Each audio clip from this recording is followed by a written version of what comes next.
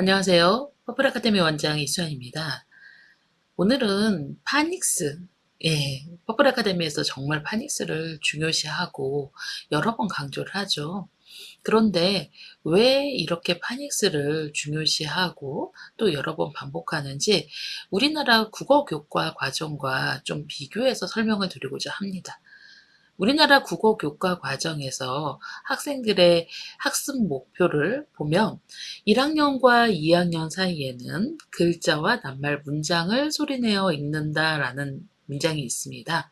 그런데 실제로 글자의 조합 및 모양에 따른 내용들은 대부분 1학년 과정에 모두 완료가 됩니다.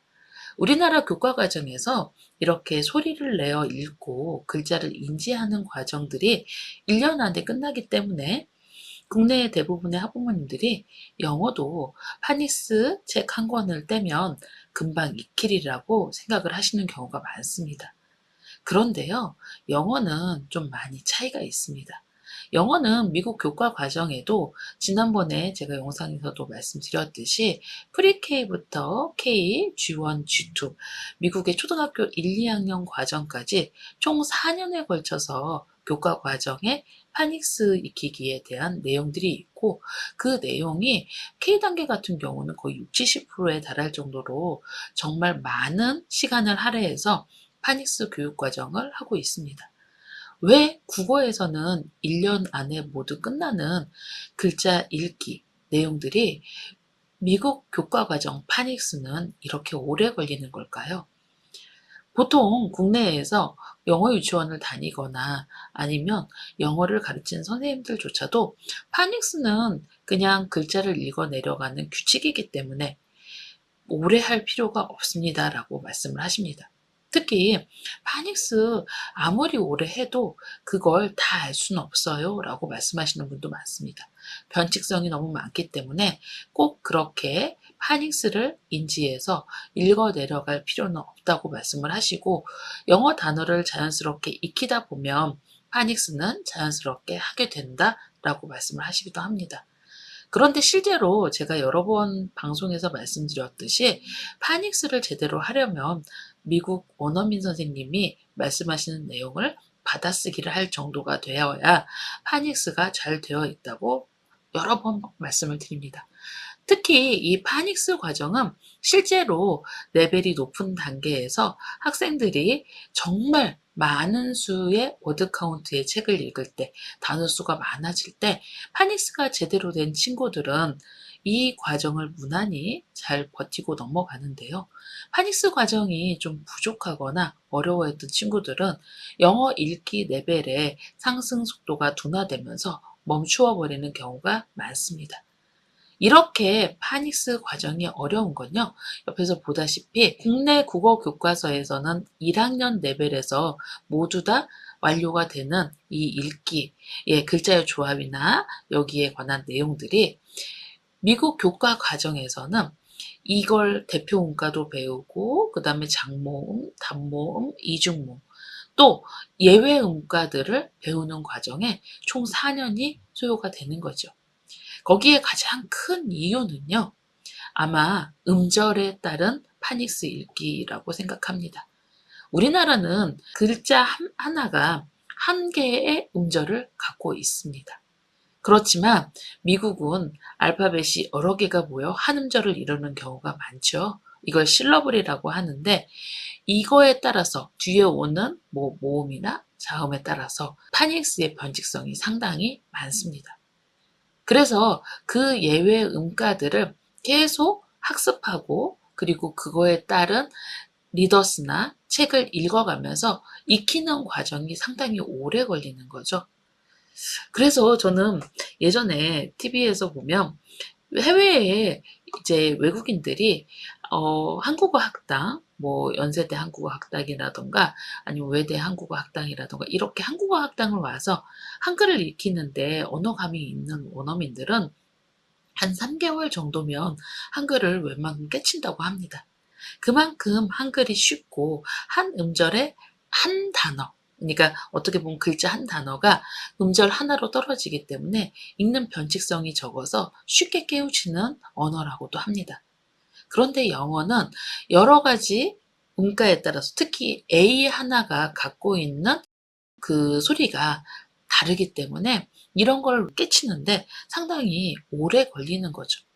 그래서 프리-K, K, G1, G2까지 총 4년에 걸쳐서 파닉스를 공부를 하고 그 공부를 하는 과정에서 계속 옆에서 리더스라는 걸 따로 만들어서 파닉스의 발전 과정에 따라서 파닉스 단어가 나오는 단어를 더 넣어서 그 리더스를 읽어가면서 스스로 읽히도록 하는 거죠.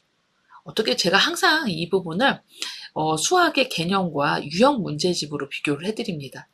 수학의 개념을 아무리 많이 선생님께 배워도 유형 문제집을 통해서 직접 풀어보지 않으면 그 문제를 풀어낼 수 없는 학생들이 대부분이죠. 그런 것처럼 파닉스 음가를 파닉스 책을 통해서 배웠다고 하더라도 그 파닉스의 배운 내용을 스스로 리더스 책에서 읽어보면서 이걸 어떻게 읽는지 스스로 깨우치는 과정이 필요하다는 겁니다.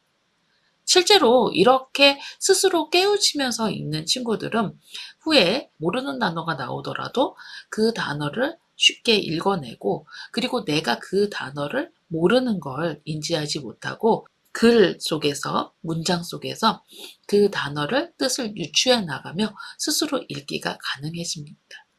이렇게 스스로 읽기가 가능해진 친구들은 대부분 점차 높은 레벨의 책을 읽어갈 때 훨씬 더 자신감 있고 그리고 내가 잘 모른다. 이 어휘를 몰라도 문장을 충분히 익히고 거기에서 스스로 단어를 유추해내고 그 단어의 뜻을 알게 되는 거죠.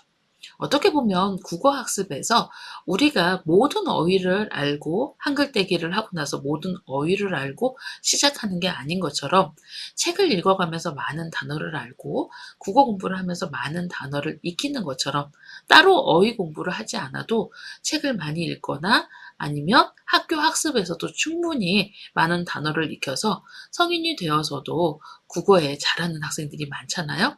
그런 것처럼 영어도 그렇게 발달이 가능한 거죠. 우리나라 한글이 정말 편하고 그리고 쉬운 글자, 정말 놀라운 글자라는 건 자부심이 듭니다.